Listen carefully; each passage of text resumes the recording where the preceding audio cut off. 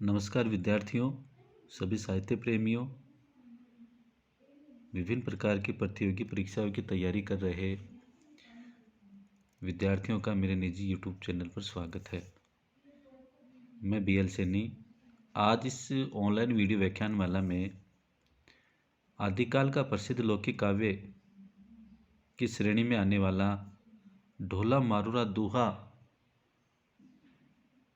से संबंधित कुछ दोहों की व्याख्या लेकर के आपके सामने उपस्थित हुआ हूँ।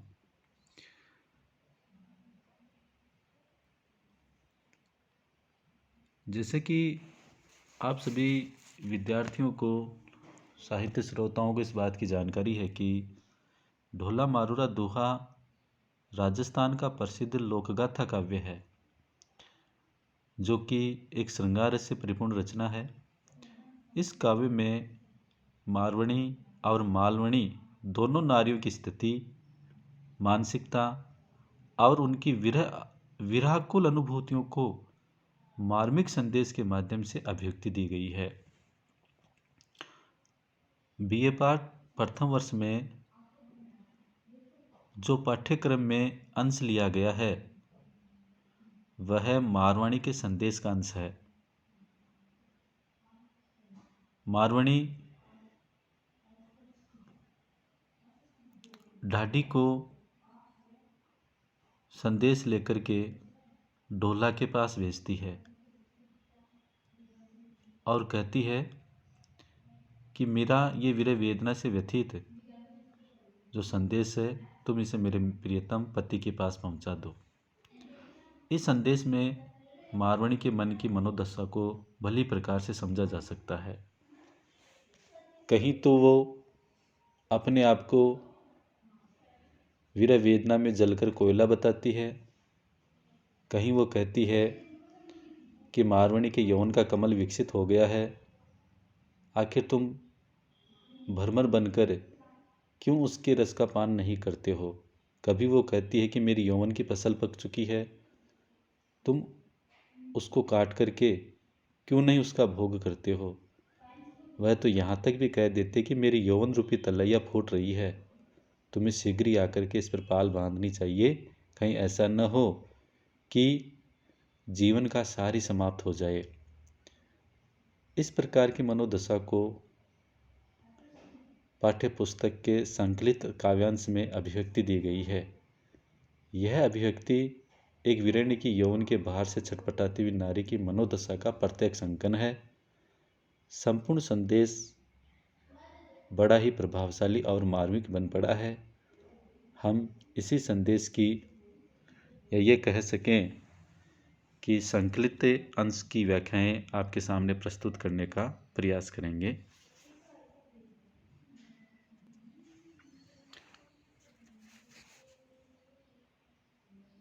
आपके पाठ्यक्रम में जो ढोला मारूरा दोहा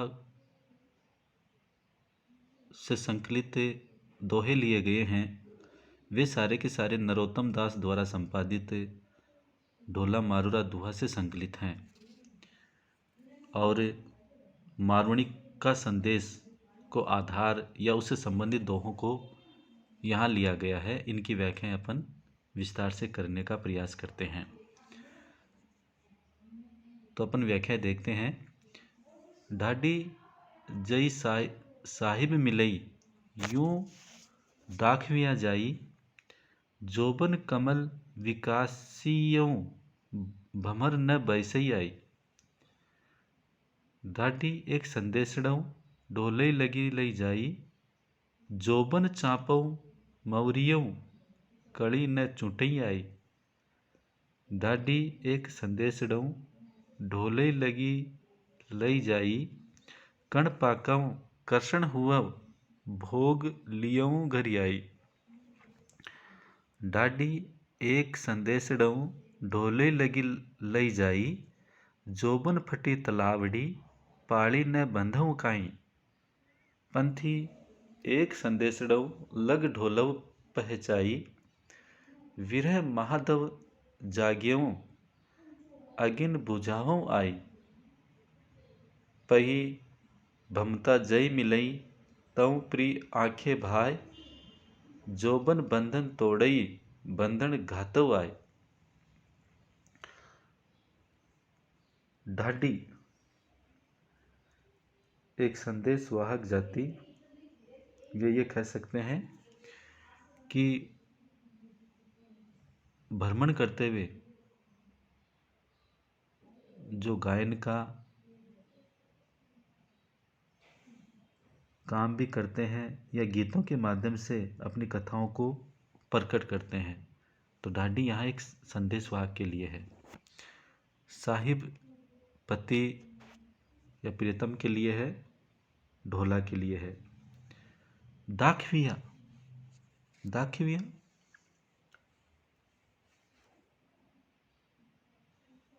एक प्रकार से अपन कह सकते हैं दुखद कीड़ा है। जोबन यौवन के लिए है, कमल कमल पुष्प है, विकास्यों विकसित हुआ, भमर भ्रमर के लिए है, वैसे ही बैठना। लगी लई तक, जोबिन यौवन के लिए, चापों चंपा का पुष्प, मौरियों मुरझाना। कली कली के लिए है, चुटई तोड़ना, आनंद लेना। कण पाकऊ अनाज के पकने पे या धान के पकने पे, कर्षण हुआ किसान होकर के, फसल काटने वाला से तात्पर्य है। भोग लियो भोग करना या भोग के लिए, घरी आई घर लेकर के आओ। फटी तलावड़ी, फूटी हुई तालाब, यह वह तालाब जिसकी पाल या दीवार टूट गई हो। पाली पाल के लिए है, दीवार के लिए, बंधो बांधना निर्माण करना। पंथी एक संदेश नो लग ढोले पहचाई, पहचाई पहुंचाने के से तात्पर्य है। वीर माधव, वीर रूपी महादावानल, जाग्यो जागना फैलना। अगिन अग्नि, बुझाऊ शांत करने के लिए, बुझाने से तात्पर्य है। पही पथिक के लिए है। भमता भ्रमण करते हुए घूमते हुए, जय मिले मिल जाए तऊ तुम, प्रियतम आंखें भाई आंखें खोल करके। जोबन बंधन तोड़ई, बंधन तोड़ई यानी मर्यादाओं का उल्लंघन कर रहा है। बंधन बांधना, घातव घात लगा करके, आए आकर के।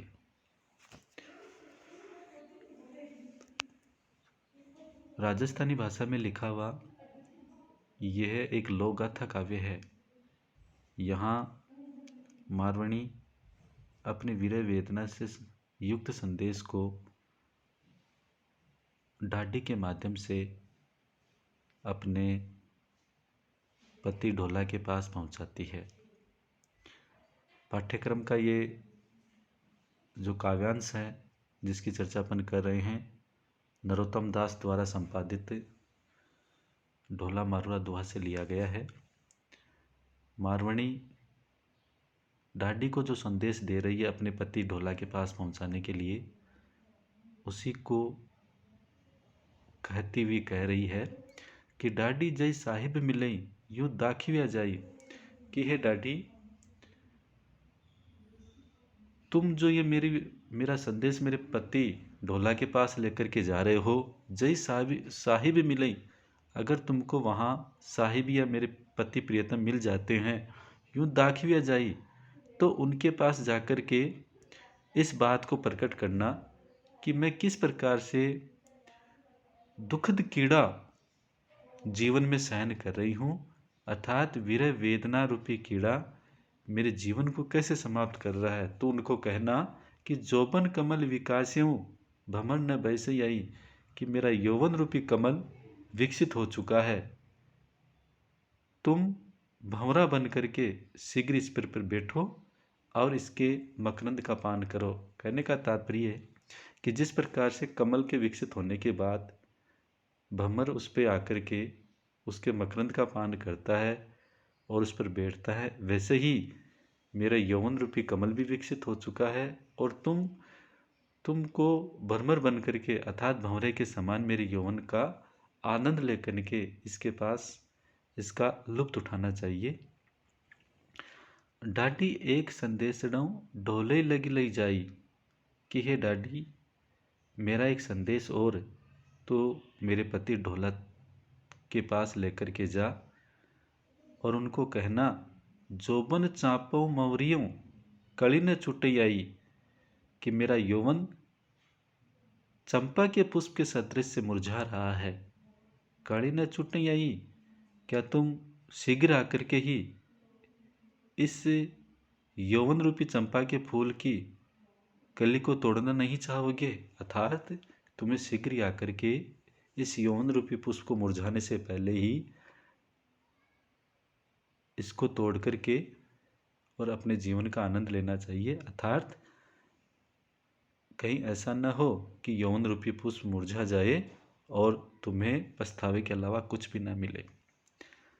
ढाडी एक संदेश ढोले लगी लई जाई, कि हे ढाडी तू एक संदेश और ढोला के पास लेकर के जा पहुंचा और उनको कहना, कण पाकाऊं कर्षण हुआऊं भोग लियो घरी आई, अर्थात कि जिस प्रकार से किसान के खेत में फसल पक जाती है, कण पाकाऊं अर्थात सारा धान अनाज पक जाता है, तो कर्षण हुए वह किसान उस फसल को काट करके घर लेकर के आता है और उसका आनंद से भोग करता है। उसी प्रकार से कि मेरे यौवन रूपी फसल भी पक चुकी है, तुम्हें शीघ्र ही किसान बन करके इस फसल को काट करके और इसका आनंद लेना चाहिए, इसलिए तुम्हें शीघ्र ही घर आना चाहिए। ढाडी एक संदेश ढोले लगी लई जाई, जोबन फटी तलावड़ी पाली न बंधव काई, कि हे ढाडी संदेश वाहक एक और संदेश तुम मेरे पति के पास ले जा, अर्थात ढोला के पास पहुंचाने का कष्ट करना, कि जोबन फटी तलावड़ी पाली न बंधव काई, कि जिस प्रकार से किसी तालाब की पाल अगर टूट जाती है तो उसके पानी को रोकने के लिए लोगों के द्वारा पाल या दीवार बांधने का कार्य किया जाता है, ठीक वैसे ही जोबन फटी तलावड़ी की कहने का तात्पर्य है कि मरवणी ढाडी को कह रही है कि जोबन फटी तलावड़ी पाली ने बंधव काई, कि मेरे यौवन रूपी तालाब की पाल भी फूट चुकी है, कि तुझे शीघ्र आकर के इस पे पाल बांधनी चाहिए। कहीं ऐसा न हो कि यौवन रूपी नदी का पानी सारा निकल जाए और तुम्हें पछतावे के अलावा कुछ भी नहीं मिले। तुम शीघ्र आओ और ये यौवन रूपी जो तालाब फूट पड़ी है इस पर शीघ्र ही पाल बांधनी चाहिए। पंथी एक संदेश लग ढोलव पहचाए, वीर महादव जाग्यो अगिन बुझाव आए। मारवणी संदेशवाहक को संबोधित करके कह रहे कि हे पथिक एक और संदेश तो ढोला तक पहुंचाने का कष्ट करना या ढोला तक पहुंचाना और कहना वीर माधव जाग्यो, कि मारवणी ने कहा है कि वीर रूपी जो महादावानल है वो जाग चुका है, कहीं ऐसा न हो कि वो सब कुछ जला करके नष्ट कर दे, इसलिए तुम्हें शीघ्र ही अगिन बुझाओ आई, कि इस वीर वेदना की आग को बुझाना चाहिए और इस मरवणी के प्राण पखेरु को जीवित रखना चाहिए। कहीं ऐसा नहीं हो कि यौवन की वीर वेदना की आग मरवणी को जला करके नष्ट कर दे। पही भमता जई मिलई तऊ प्रिय आंखें भाई, जोबन बंधन तोड़ई बंधन घातव आए, कि हे पथिक भमता जय मिलई, कि अगर तू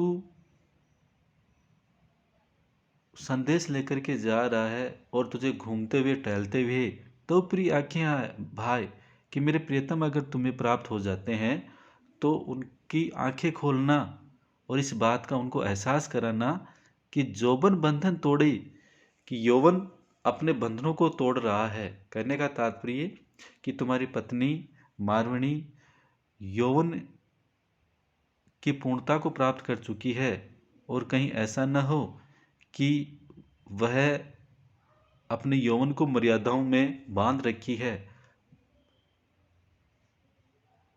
वह मर्यादाओं को तोड़ दे या अनैतिक आचरण की ओर अग्रसर हो। बंधन घातवाय कि तुम्हें शीघ्र ही आकर के उस यौन पर बंधन लगाना चाहिए या घात लगा करके उस यौवन को बांध लेना चाहिए ताकि वह अपनी मर्यादाओं का व्यवहार कर सके। इस प्रकार यहाँ विभिन्न प्रकार से मारवणी ढाडी के माध्यम से, संदेशवाहक के माध्यम से अपनी वीर वेदना से व्यथित संदेश को अपने पति ढोला के पास पहुंचाने का कार्य कर रही है और वीर वेदना की जो असहनीय पीड़ा है उसको विभिन्न प्रतीकों के माध्यम से, विभिन्न उदाहरणों के माध्यम से वह अपने पति के पास पहुंचाती और ये कहना चाहती है कि इस यौवन की सुरक्षा की जिम्मेदारी उसके पति की होती है और कहीं ऐसा न हो कि यौवन अपने बंधनों को तोड़ दे और उसके पति को कुछ भी प्राप्त नहीं हो या एक प्रकार से यौवन रूपी फूल मुरझा जाए और उसे खुशबू का एहसास भी न हो। धन्यवाद।